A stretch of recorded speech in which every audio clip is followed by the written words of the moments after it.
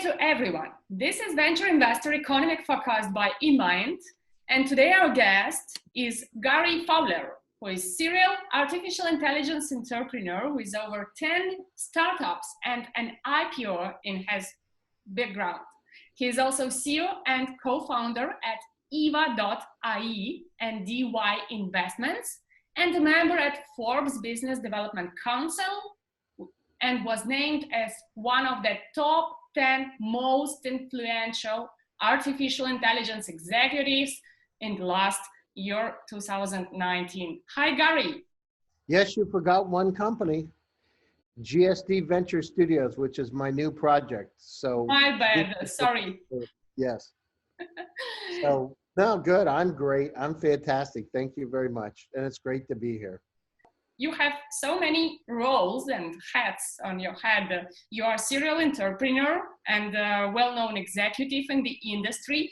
You are investor and co-investing sometimes in the startups. And you also involved very deeply in acceleration facilities. You are building accelerators and accelerating different companies, growing them. So what hat is the main one on your head? Well, I mean, they're all connected together, aren't they, right? So you have to teach somebody the basic skills so they can help them develop a company. Then you take it through a phase where they become a growth stage company and they need investment. So it's really all connected together. It's not really apart. It's part of the same chain. But and now it's about growth stage companies. So I'm really excited because they're incredible companies that come from Russia, come from the Ukraine, Belarus, all over the world. And they're ready to go global, but they really don't know how to do it.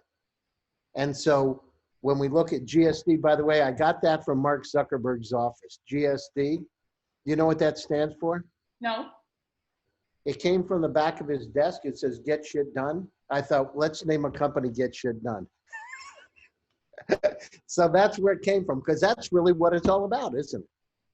So if we look at it, we're part of the same chain, the startup chain.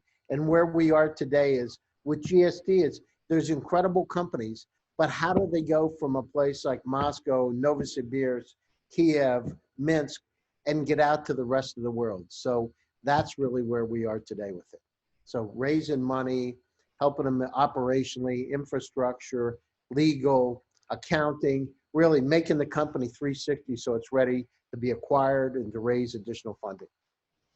Amazing. So you're really internationally focused, especially given that you connect the dots between the east part and the western part of the world.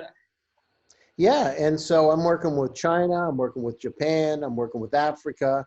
It doesn't matter because you look at it, you know, I was talking to some folks from MIT yesterday, and really what we are is we work intergenerationally, because having mixed teams is critically important. So people that have just graduated from Phys Tech, people graduated from MIT, and then having people that are experienced as part of that same team, and also multiculturally, because diverse teams, it shows they're more successful. So if you take people from different parts of the world and bring them together, you can create extraordinary things. Right now we are observing already the second month, I would say, the lockdown, the pandemic issue, and everyone is talking about market recession, which will take maybe many years to recover. And I've also read your recent article in Forbes, Thriving in a Time of Crisis, where you already touched this point.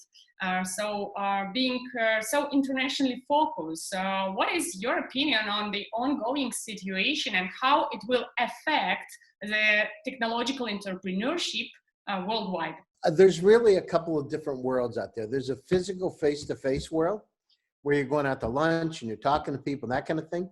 And then there's this incredible world that we've had for some time, but we didn't really use, which is this online world that we didn't really exploit. Why waste time to travel to Thailand or to travel to Beijing when I can get online and talk to somebody from Zoom? By the way, 4 or 5 years ago, when the founder of Zoom, I had a conversation with one of his VC funds, and they were talking to me about Zoom, and I signed up right away. And here we are. They were talking about how this was going to revolutionize things. And now look at it, right? It's like a staple. It's like the internet, right? For communications together. So we look at it. I think the startups need to use a technology that's in place. If you try to call, I talked to some of the biggest VCs in the world, like SoftBank, right? Inside Partners directly. If you go down today, it's much easier to get to those folks. They're home. They're more comfortable in a way. They're more focused. And by the way, they want to talk because they don't have the social interaction. So it's really a lot easier. Just before this call, I was on a phone call with some folks from Thailand, Japan, and Arizona on a rather large opportunity. Now, today, instead of flying to them and waiting 2 weeks, we had the call that we followed up on from yesterday. And it's expected. Tomorrow, I have a meeting with some investors. We're going to have wine on Zoom. So I'm saying it's an opportunity. It's an opportunity if you use it wisely. And the other thing is you got to keep a positive attitude, because the people that are going to fail, people don't look at opportunity in chaos, right? Look for where the opportunity is. Oh, it's bad. Everything's bad. The guy I just talked to before this had just started a company. It was $30 million. And that company had a valuation in 6 months of $40 billion. And he's now doing another one. So there are some great things out there if you go down through. And so what I suggested, so if we look at it today, we have an unparalleled opportunity to access capital. By the way, there's two pieces to capital today. People that are not so bright, VCs, that say, oh, I'm putting everything on hold. This is the opportunity of a lifetime. You can buy things cheaper, and there's a lot of them. So for entrepreneurs, the thing is, what they got to do is they got to move quickly. The companies that are going to fail are the ones that don't get out to the market quickly, right? They don't use the technology. They don't use their contacts. They don't use their network to get out. They say, oh, I'm going to take some time. I need to think about it. But guess what? What happens is you don't go anywhere, right? You got to roll the dice sometimes. If you don't roll the dice and try, you got a 100% chance of failure. Because if you start to become, well, I don't know, taki-tak, ya nie znają, może być, you start all these things, you got to think. It's not about, life is just going to go on, it's slow. Think about how we can construct, and don't be. So what I would do is, how do I build the team up? How do I get investment for the team? How do I continue to move forward, even in this current climate, to go out and get partnerships established? I think this is the greatest time that we've ever had to go out and get things done, because now there's capital that wants to invest. Gary, I could hardly agree more with you, especially being human, being biased. I share the same opinion and observe the same situation when we talk with investors and venture partners at InnMind platform. I see the same positive approach in 99% of investors we talk with. But that's funny that maybe to discuss it right now. Yesterday at night, I think I was scrolling Reddit. And there is a big startup community there, startups, and there was a topic which was number one during the last few days, when someone tried to share the positive approach that investors are still investing, or some of them are even increasing the investments and looking to new fields and opportunities. And there was a massive comment thread of different startup founders claiming that they don't believe it, that they don't have this experience, that investors don't reply mails, don't reply in social media, put everything on hold, and the money are disappearing from the market so fast that they can't handle the situation. What will you reply these guys? I'm not sure who they're talking about. It could be if you're dealing with some angel investor somewhere and they don't have the right stuff, maybe, right? There are some venture funds that on one side of it are putting things on hold, but guess what? Their mandate is to spend the money, remember, venture funds mandate is to spend the money. So it's counterintuitive if you say, oh, they don't want to invest. It's not what they got the money for, right? Their money is to invest it. And why wouldn't you do it if you get a 20% discount right now? So I hear what they're saying. I've heard it too, but I also have my own experience. I mean, we're raising money today, and I'm dealing with venture funds myself, literally today, and I'm not hearing it. Speaking about large venture funds and venture companies, many of them, yeah, indeed, they have mandates, but also they have some specific approach, like personal meeting with founders before taking the final decision. So they can observe online, they can negotiate online and make Zoom calls, etc. But for example, for instance, yeah, only one investor it was among those with whom we discussed, Alexander Galetsky from Almas Capital. Sasha, I know Sasha. Yes, yes. And he said that for him it will be very difficult to switch completely to online decision making because they are used to meet with founders to feel their spirit while meeting in person. So I'm going to give you a little comparison, right? So in the early part of the 20th century, when they still had horses, people were saying, how could you do this with a car? You don't know what it is. It's just metal. We're not sure it's going to work. At a horse, we feed it. It goes forward, etc. But how many people are riding around in horses today going down the highway? I mean, we've got to move forward with technology. It's like if we don't accept it, this is a different world. And I say today that it's even better than at the beginning of the internet. It was a great backbone. But now we've got communications where we really can talk to each other. So why wouldn't you use a technology in place to make ourselves more efficient and effective? The very thing the venture capitalists are supposed to invest in, they should be using it, right? Speaking about technologies, you mentioned artificial intelligence, which obviously can benefit from the ongoing situation. How do you think? On what spectrum, i.e. in particular, can benefit, and what other technologies can fly after the pandemic? I love artificial intelligence because it's applied to so many different vertical markets, right? It's everywhere. And the thing is, if you look at it today, each person out there has about 300,000 to 500,000 in their own items in their own personal cloud. The entire side of the World Wide Web in 1994, 95 was about 300,000 items, about roughly the same size. The number of items that we have across multiple emails, across Dropbox, Box, etc., is growing exponentially. So if we look at it today, so let's say in 5 years, the average person is going to have 10 million items. How many times do you say, I know that file exists, but I can't find it? Right? You look for a PowerPoint presentation. Now, here we are, the most educated people in the world, and you can't find it. Where did you send it? WhatsApp, Telegram, Slack, seriously, right? Messenger. And so we've got a lot of problems. And so the artificial intelligence to be able to solve even that kind of a problem is critically important.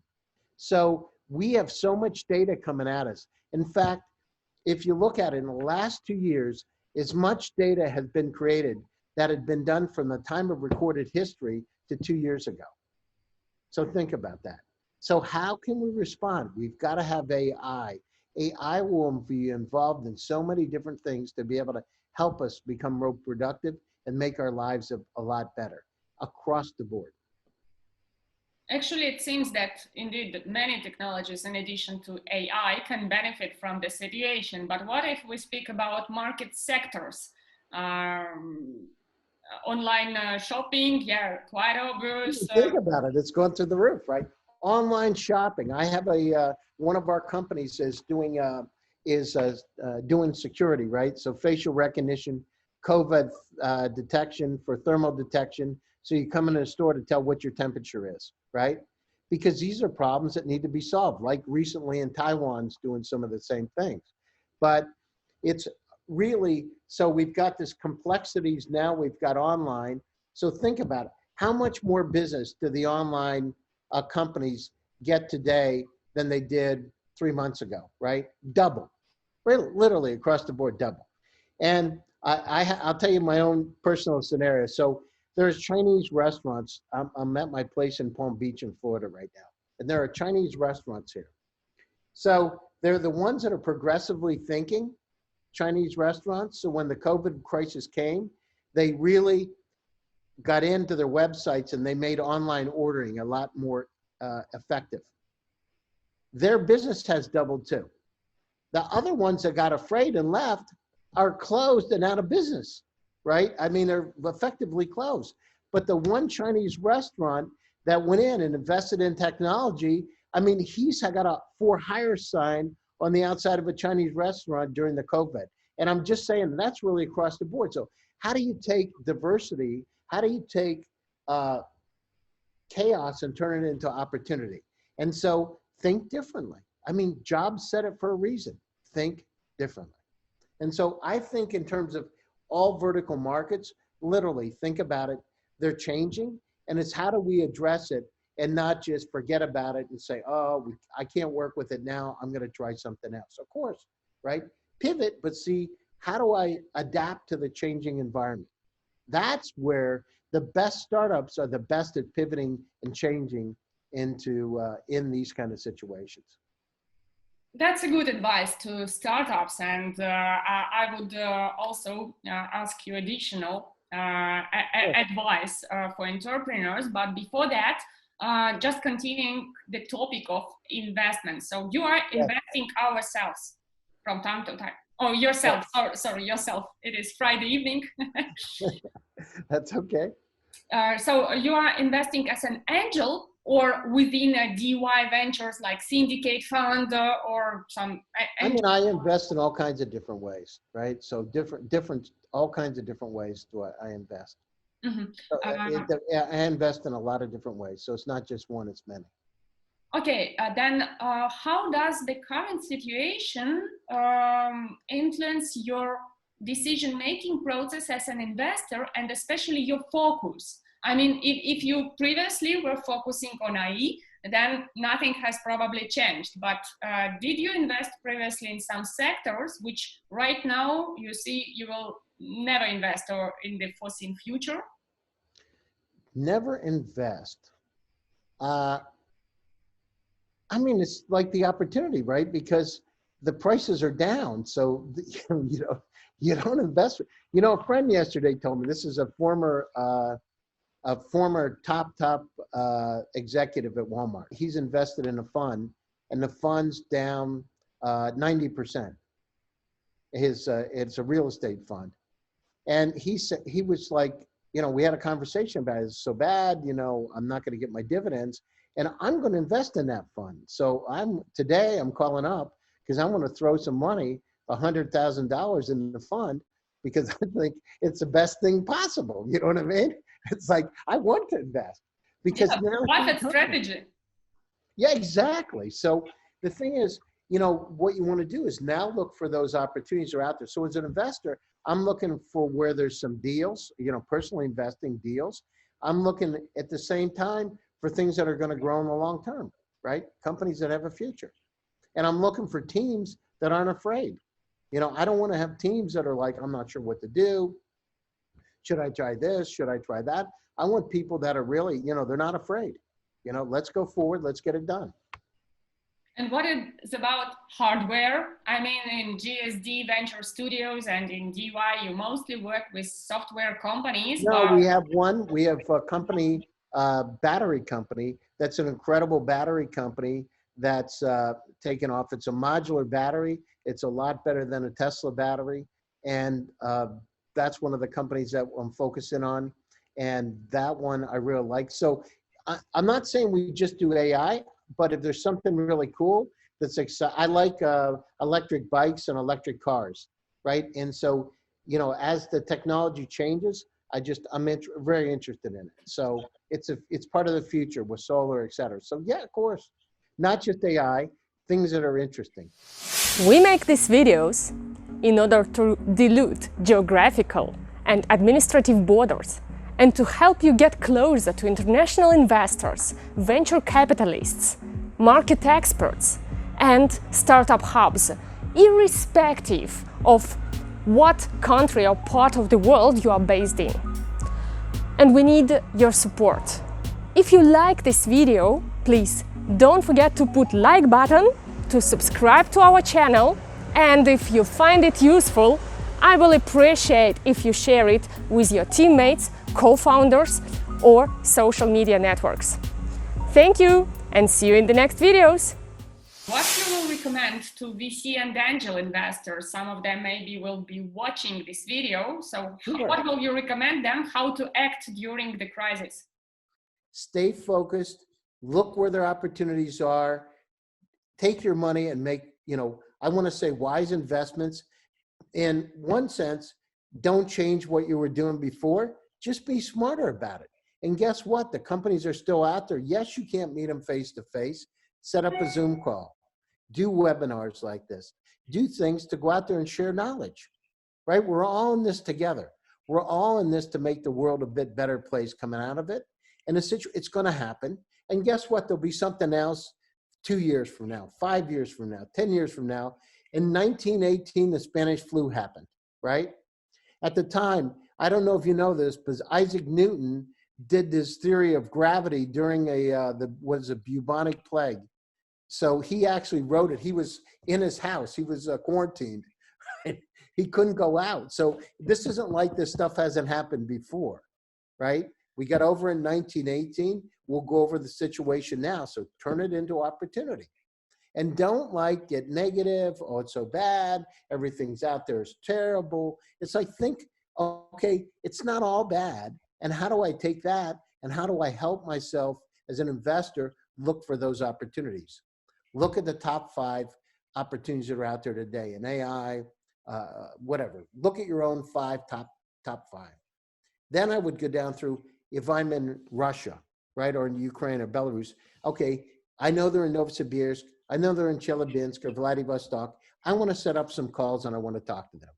And I would keep working. I would work it hard because guess what? Now your competitors are afraid and they're not being aggressive about it. They're taking a step back position.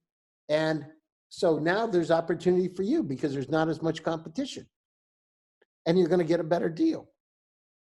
Warren Buffett said, always go in the opposite way of the market, right? So if you're not going to make money if you're going the same way everybody else is. Look at where there's opportunities. So the market shifts and sentiment shifts. Look where there's opportunity in that. And that's basically what I would suggest for every venture capitalist and every angel investor. And speaking about opportunities and better deals and buying cheap, how do you think I don't want to buy cheap. I'm buying fair, right? There's a difference between, you want to, listen, when you do these relationships with people, you want to treat people fairly because it always comes back to you sooner or later. You don't want to take advantage of situations and treat people in a bad way. You want to be fair to people because you're developing a long-term, it's like being married, right? You're developing a long-term partnership. And what you want to do is treat them fairly now and have them understand. Don't, try to make sure that everybody's fair. And then once this thing takes off, the company takes off, everybody will be happy. And guess what? You work with them again. In general, how do you think startup valuations will fall or are falling now? What do you feel? Well, I mean, the thing is, the valuations are falling because the people, people have backed off the market and startup founders are more aggressive, right? They're trying to get the money. So, it's like everybody wants to buy something. And so the price goes up, right? Or, people don't want it, the price goes down. This is like not hard, right? This is like economics 101.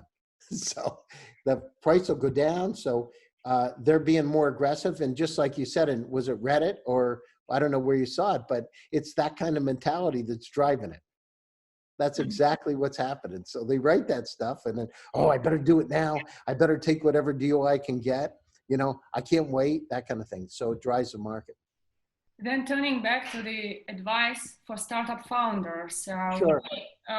This is our target audience, and the majority of viewers of this interview will be technological entrepreneurs from different parts of the world, not only US or Europe. There are also from Russia, from Ukraine, from other countries. Sure.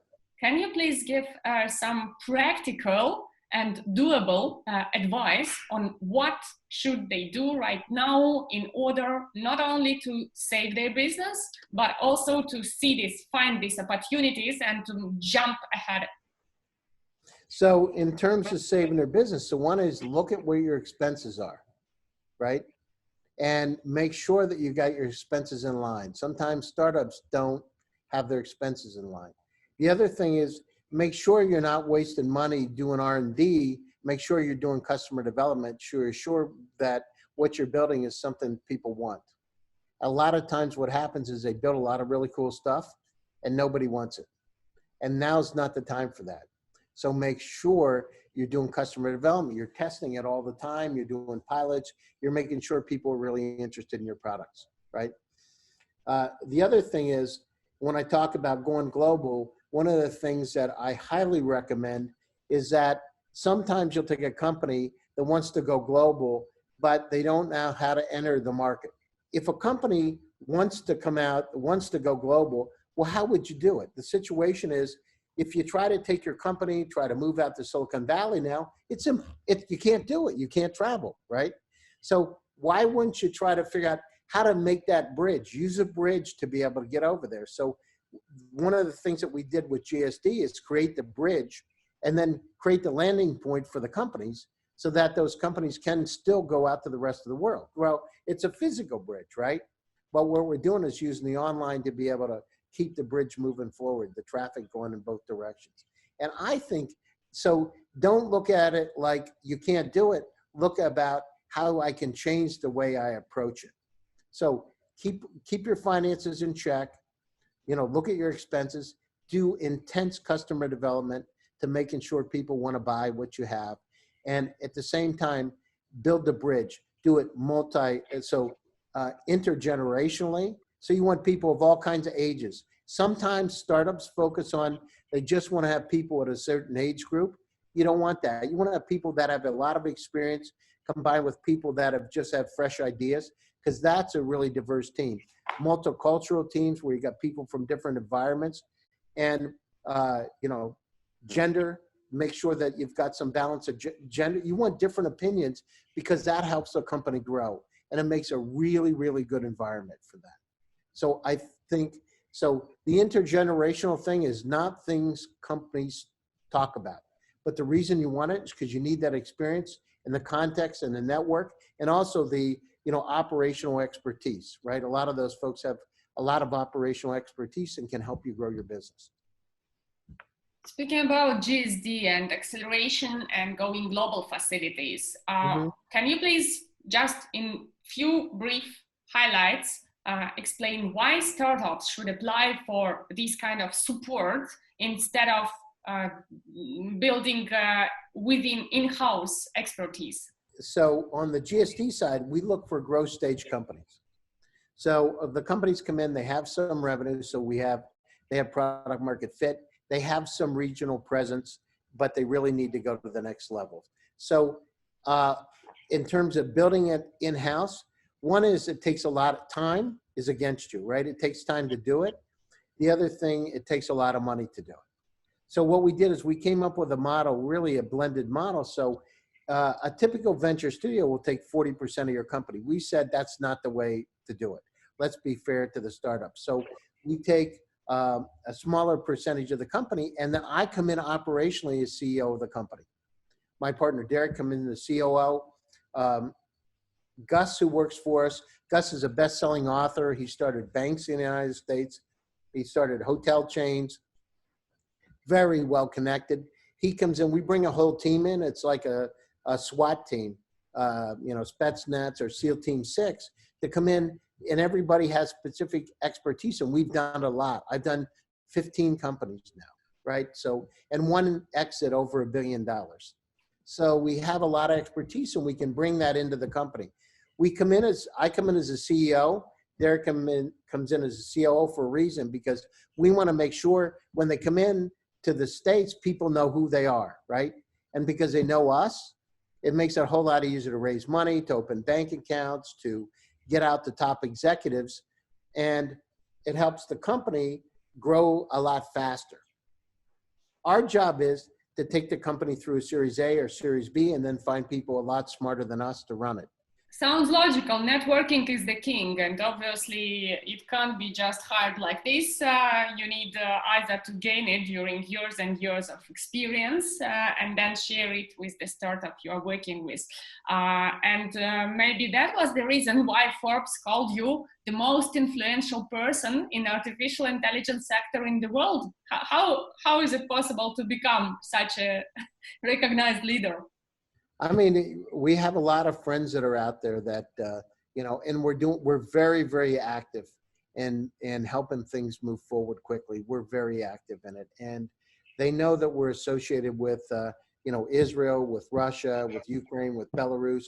I mean, some of the top talent in the world is from those areas. And so imagine a team of some of the best people from Novosibirsk, for instance, or Lviv, and then having some of the best business development people in the world from the US, the best marketing, best sales, and creating dream teams. That's really what it's all about, right? And so why do people recognize us as being top in AI? We believe in dreams. We've been successful in creating companies, and we're moving forward. So, and I love technology. You know, Click Software is a company that I was involved in a number of years ago. Was a project out of the Israeli Air Force, and we turned it into a service chain optimization company. And from there, I renamed the company Click Software as a senior executive. And the people, we were going to go bankrupt, by the way. I mean, we were not bankrupt, but we were nothing good would happen. The market was going sideways at the time. And we did an IPO on NASDAQ. People said it couldn't be done. And the company was sold for $1.35 billion about 6 months ago. So the situation is, and I was on the original team of the company, original management team in California. So it's a matter of, people said we couldn't do it. We couldn't do an IPO on NASDAQ because the market had turned sideways. We did it. People said the company wasn't going to ever succeed. It was sold to Salesforce. I mean, what can I say? You got to focus. You got to believe in your dreams. You got to move forward. You got to keep a positive attitude. You got to support each other in the startup.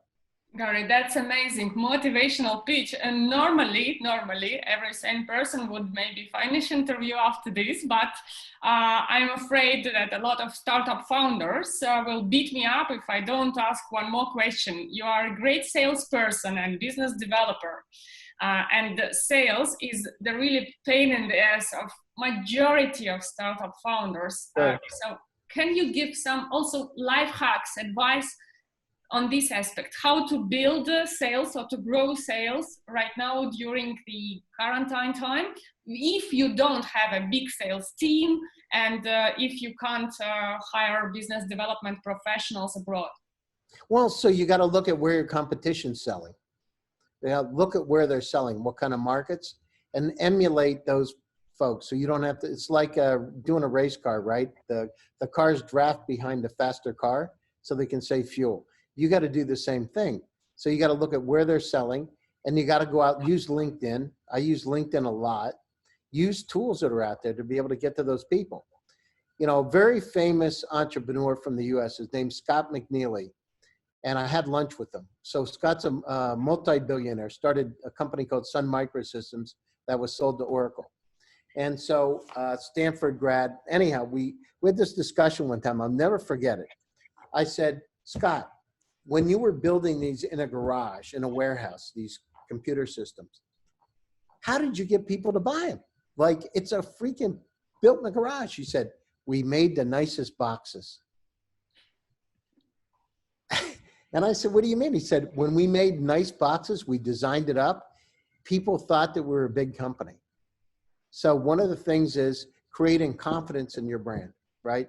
So whatever it is, if you got a website, make sure you got the spellings right, make sure it looks right, present your company in the right way.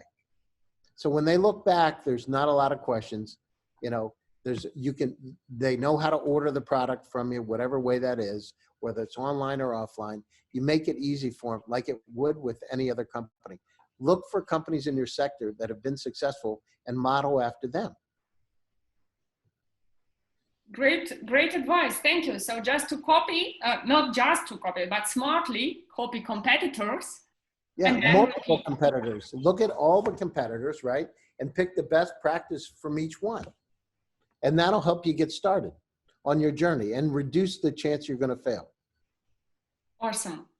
Gary, thank you very much for your time today. And I want to tell for those ones who will be watching this video, we are thinking with Gary about making the workshop where he will share his expertise in more details. So if you are willing to watch it, please write in the comments your questions and we will forward it to Gary and prepare better.